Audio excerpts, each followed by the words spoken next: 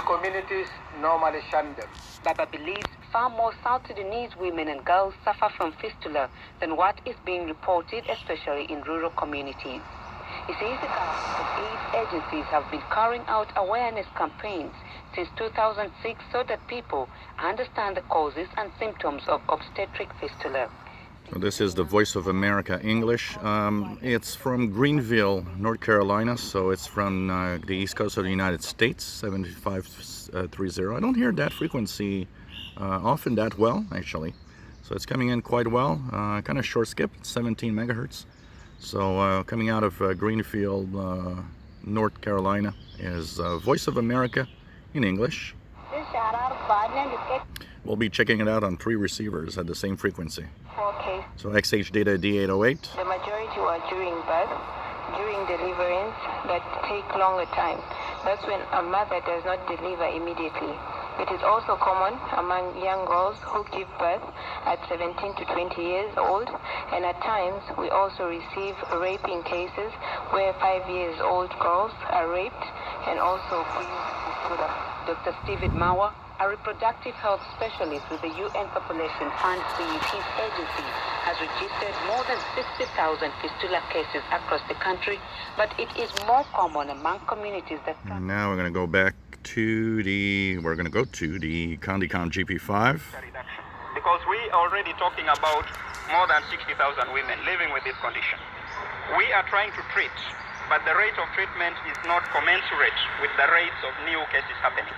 Mauer says UNFPA provides contraceptives and maternal medicines to South Sudan hospitals. He urges parents to keep their daughters in school so that they can avoid early child marriage and early pregnancies, and urges communities to make sure that women deliver babies with the help of skilled birth attendants.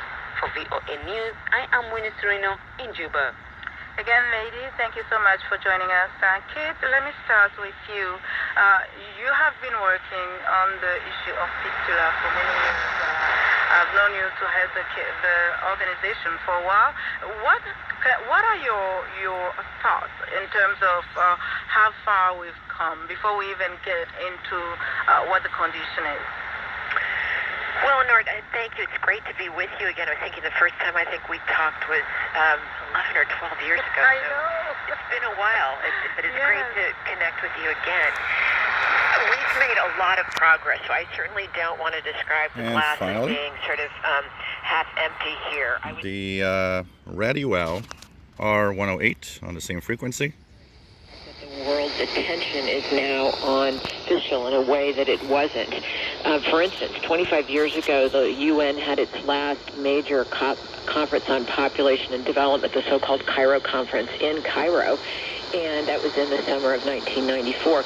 And they came out of that conference with a plan of action that was, I think, roughly 180 pages long. And if you ran a word search on that document, it covered really all facets of reproductive health, population, development, migration.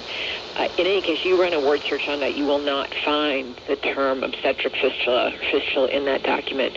The world, the UN, was not paying attention to it. Those couple million women with fistula were paying attention to it every hour of every day, but the world wasn't paying attention to it. So fast forward 25 years later, the UN actually has a campaign that it started over a decade ago to end obstetric fistula. They have a International Day to End Obstetric Fistula that we just celebrated the 5th anniversary of the 25th of May. Again, focusing attention on this issue. So there's the positive. We've got resources coming privately and through public channels like through the UN and the U.S. government that weren't there a decade ago. Now back to the XHDATA, the first radio.